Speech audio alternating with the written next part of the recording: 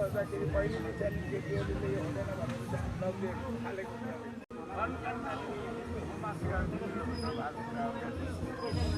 योभन्दा ठुलो त्यसैले छ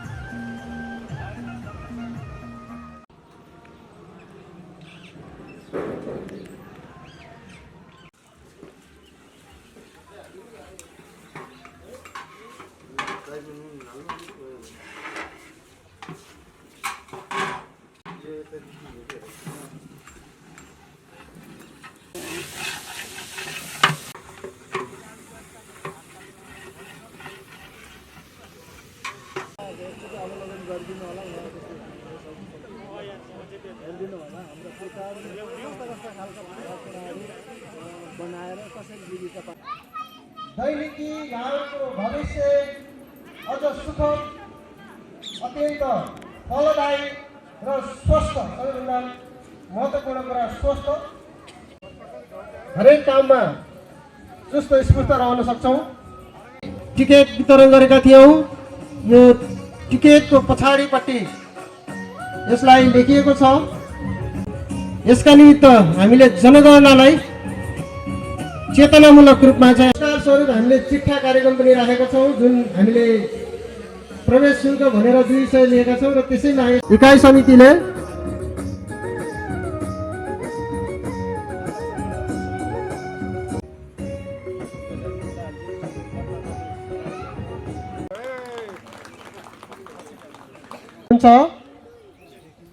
श्री केशबहादुर छन्तेल मगरज्यू भएका जोडिनु हुने अतिथिहरूलाई सम्मानका लागि तपाईहरुलाई फेरि बोलाउने छु।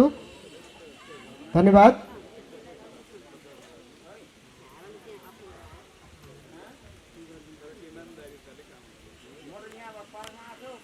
नेपाल मगर संघ तिलोत्तमा नगरपालिका वडा नम्बर 6 इकाइ समितिले आयोजना गरेको यस वनभोज तथा भेटघाट कार्यक्रम र सँगसँगै नयाँ वर्ष 2078 सालको यो पावन अवसरलाई मध्यनजर गर्दै शुभकामना आदान प्रदान पनि हामीले आज गर्नेछौँ। मगरज्यूको तर्फबाट रु 3000 प्राप्त भएको छ। उहाँलाई पनि हामी जोरदार तालीले स्वागत गरौँ। धन्यवाद। यस कार्यक्रमका सञ्चालकज्यू साथै नेपाल मगर संघ तिलोत्तमा नगर समितिका वडा नम्बर 6 का म गर्न चाहन्छु। सर्वप्रथम मलाई आजको यो कार्यक्रममा सञ्चालकज्यूले कार्यक्रम सञ्चालन गरिरहनु भएको छ।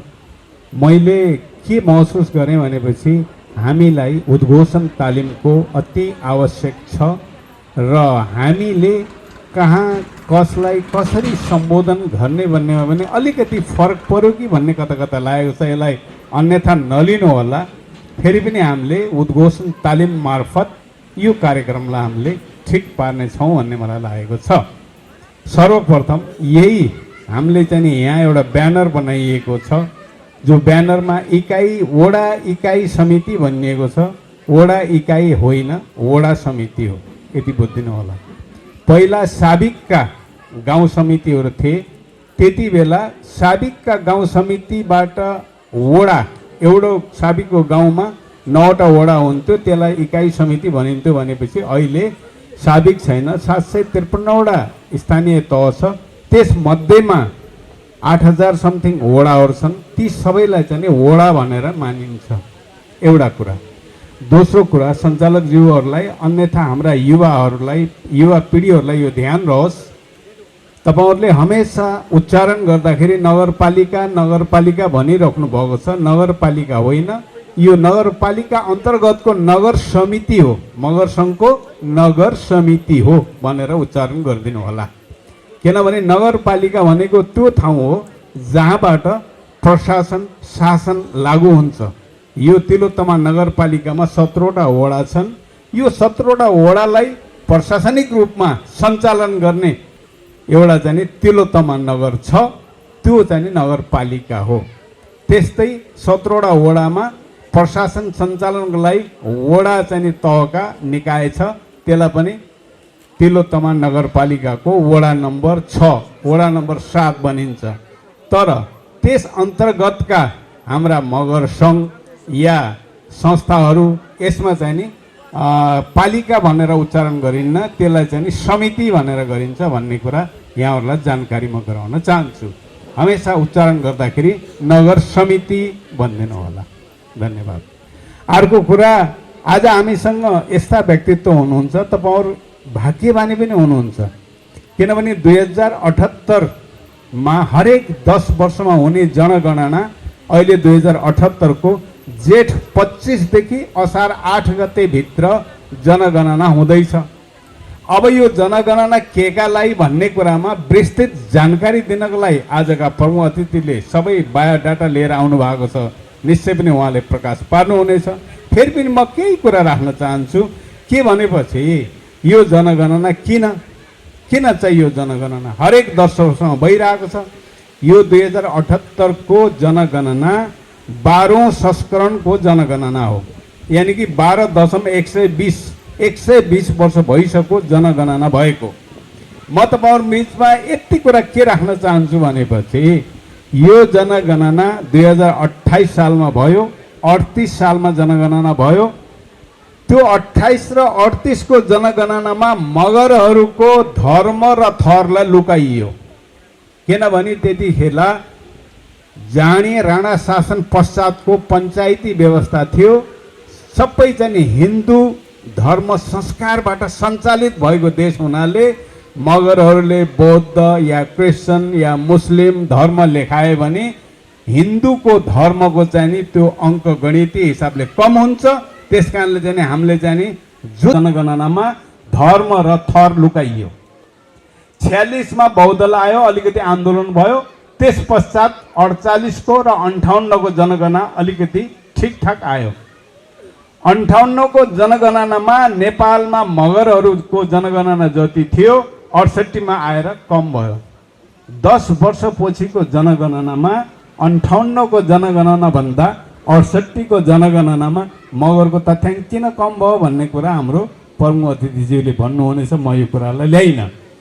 तर म एउटा कुरा के भनेर जान चाहन्छु भनेपछि यो जनगणना किन जरुरत छ भनेपछि हेर्नुहोस्, अहिले नेपालमा आर्थिक वर्ष 76-77 मा करिब 20 खरब रुपियाँ 25 खरब रुपियाँको चाहिँ बजेट विनियोजन हुन्छ।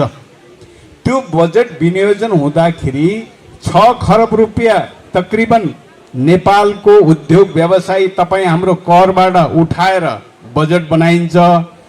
त्यसमा 9-10 खरब रुपियाँ विदेशबाट आउने रकम जापानले यति खरब दिन्छ, भारतले यति दिन्छ, चीनले यति दिन्छ, अमेरिकाले यति दिन्छ भनेर तपाईँ हाम्रो टाउकोमा बोझ बनाएर बजेट विनियोजन गरिन्छ।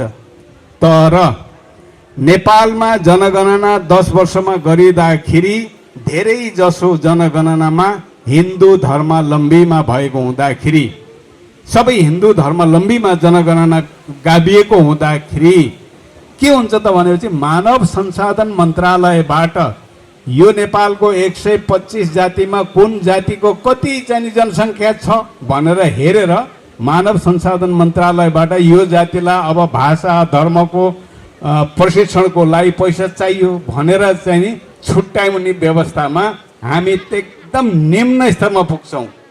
किनभने तपाईँले सुनिराख्नु भएको होला, बुझिराख्नु भएको होला, कतिपय साथीहरूले हरेक वर्ष संस्कृत भाषाको लागि 20 करोड रुपियाँ छुट्याइन्छ।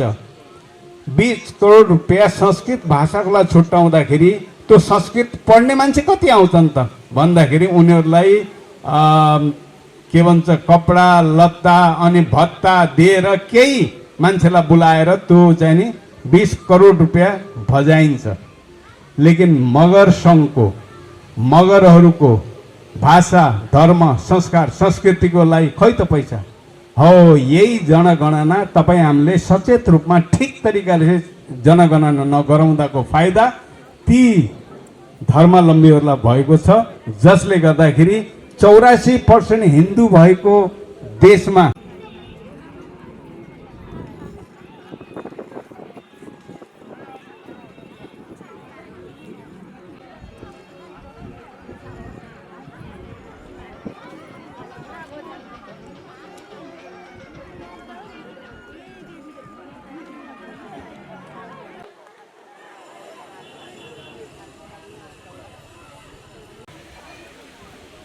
नाको पट्टकुङ सेच छान देछ नै कामना जातले यसै गौरव ममेबा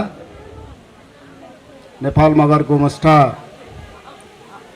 वडा समिति टुन तिलोतमाउ अध्यक्षजी यसै गौरवमाङ पाउन ठल जिम्मा मुखी छान्छ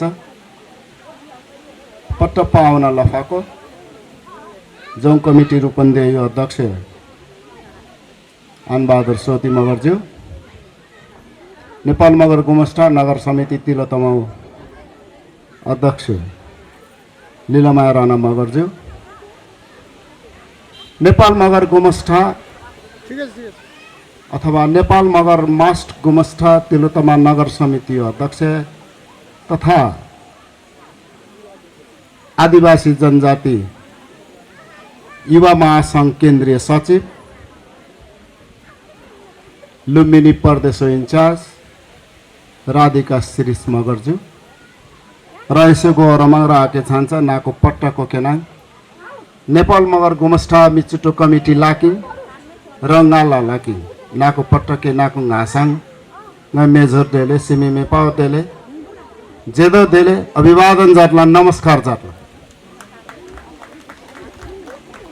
यहाँहरूको बिचमा केही शब्द सम्बोधनका क्रममा मगर भाषामा राखी हेर्दा कसैका अनुहार अलि उज्याला पनि देखिए कसैलाई अप्ठ्यारो भएको पनि महसुस गरेँ अब मैले मगर नेपाली छोडेर खास नेपालीमा बोल्छु म यहाँहरूको बिचमा यहाँहरूले हेर्न पायो भने त्यस्ता कार्टुन हेर्न पायो भने मगर भाषा जान्छन् कि जान्दैनन्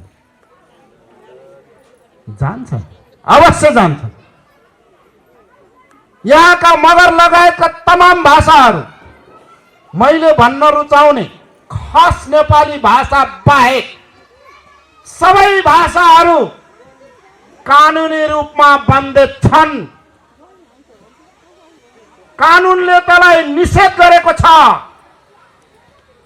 यो भाषिक विभेद हो कि होइन जबसम्म तपाईँ र मैले भाषाको महत्त्व बुझ्दैनौँ जबसम्म भाषाको भेद बुझ्दैनौँ तबसम्म हाम्रा बालबालिकाहरूले हामीहरूले भाषिक रूपमा भाषिक मानव अधिकारको बारेमा वकालत गर्न सक्दैनौँ तपाईको मेरो भाषालाई कानुनी रूपमा बन्देज गरिनु भनेको भाषिक मानव अधिकारको हनन हो मगर संघले यही कुरा उठायो मगर संघले मगर जातिको बारेमा कुरा गर्छ भाषाको सन्दर्भमा मैले एउटा सानो उदाहरण दिन चाहन्छु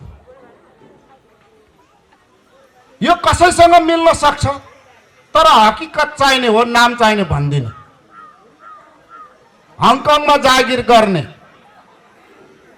हाम्रा दाजुभाइ ब्रिटिश आर्मीमा जागिर गर्ने अहिले त बेलायतमै सिधै जान्छन् पहिला हङकङ जान्थे ट्रेनिङ हङकङमा गर्थे ब्रिटिश आर्मीमा जागिर खाए घरमा बिहा गरेर गएपछि बालबच्चा भए 2-3 वर्षको भइसकेपछि परिवारलाई पनि साथमै हङकङ लिएर गए मगर गाउँका थिए उले गाउँमा मगर भाषा भन्दा अर्को बोल्दैनथे बच्चाले सबै घरमा भएका गाई वस्तुका नाम मगर भाषामा जानेका थिए हङकङ गयो गोर्खा चिल्ड्रन स्कुलमा भर्ना भयो खास नेपाली जान्दैन अंग्रेजी त सुनेकै छैन मगर नेपाली बोल्दैन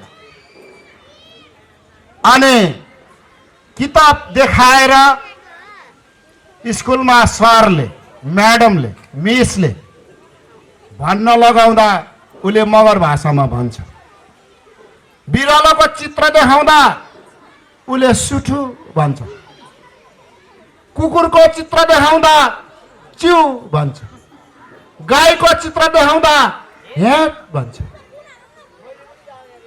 न त्यो मास्टरले हेट कहिले सुनेको छ न च्यु कहिले सुनेको छ न सुठु कहिले सुनेको छ अनि मास्टरले एउटा चिटमा के लेख्छ भने उसको अभिभावकलाई तपाईको बच्चामा भोकल ग्रन्थीको समस्या छ, इएनटीलाई लिएर देखाउनु भन्छ। भोकलको समस्या छ रे, चित जाने छ, उच्चारण भएन रे, अनि मास्टरले लेख्छ इएनटी, आई नोज थट। इएनटीलाई देखाउनु भनेपछि त भोकल न ग्रन्थि ठिक नभएपछि त डाक्टरले चिरिदिने भयो नि भोकल ठिक गर्नलाई।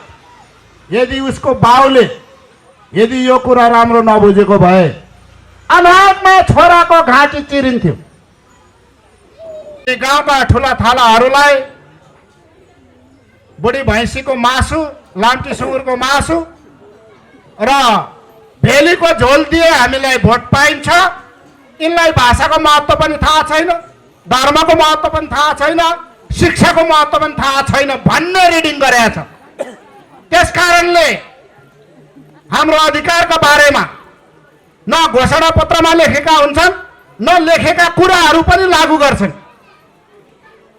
यसले गर्दा अब हामीले बुझ्ने बेला आएको छ। हामीलाई यो कुरा सायद यहाँहरूलाई मन नपरेको पनि हुन सक्छ। ओहो, यो कस्तो मान्छे रहेछ, मैले मन परेको पार्टीलाई पो गाली गर्यो भन्नुभयो होला मन। त्यस्तो होइन। म विशुद्ध मगरको आँखाबाट राज्यको चाहिने त्यो तहमा जाँदा त्यो तहमा पुग्नेले तपाईँ र मेरो अधिकारको लागि केही नगर्दाको पीडा हो यो।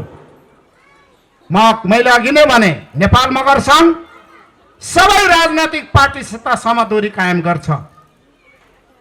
जसले हाम्रो कुरा गर्छ उसलाई हामीले राम्रै भन्छौँ, जसले हाम्रो कुरा गर्दैन त्यसलाई हामी राम्रो भन्न सक्दैनौँ। गृहमन्त्री थापा मगरको छोरा हुन्, यहाँहरूको गाउँले होला, गुल्मीका हुन्, चितवनमा बस्छन्।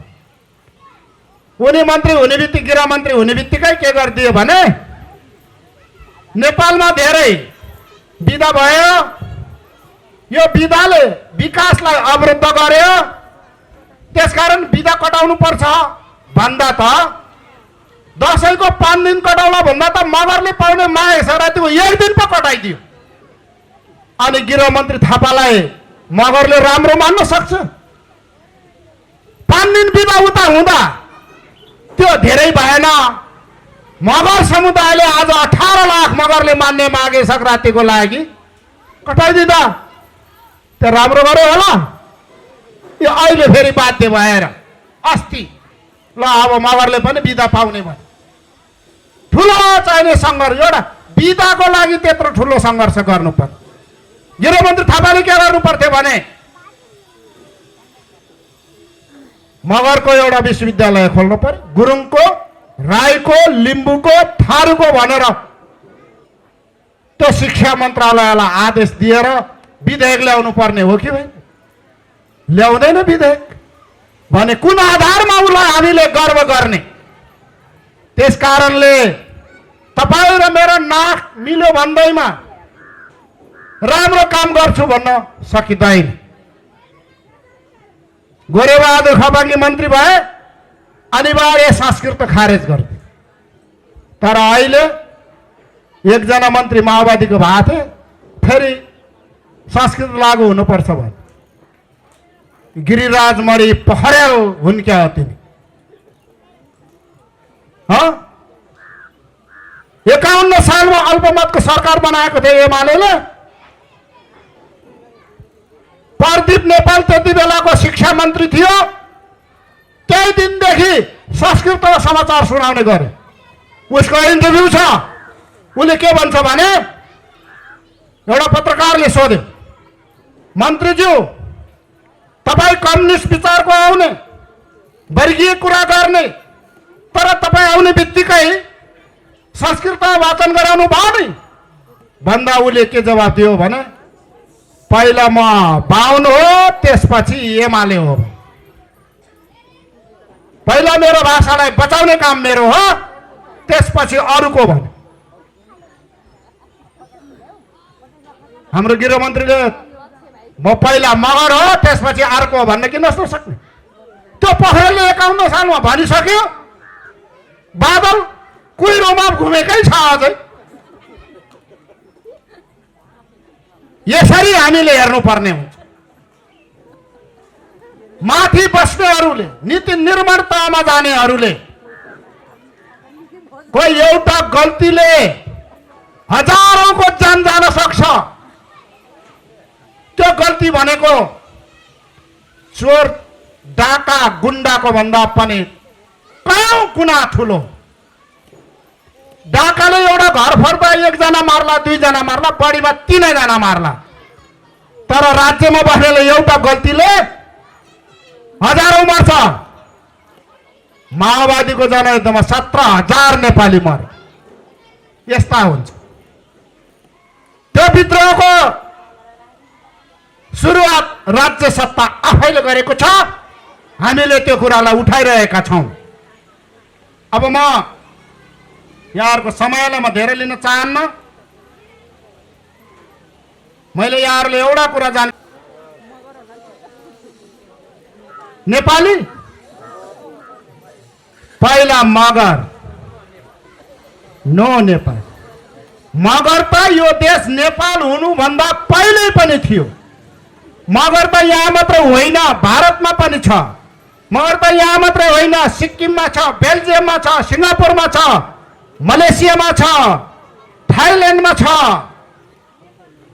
मगर त अमेरिकामा पनि छ। अहिले त बेलायतमा पनि स्थायी बासिन्दा भएका छन्।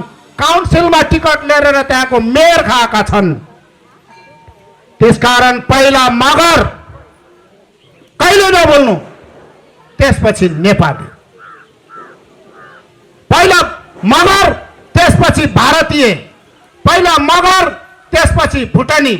पहिला मगर, त्यसपछि थाई। पहिला मगर, त्यसपछि सिङ्गापुर। किनभने मगर आफैमा एउटा राष्ट्र हो।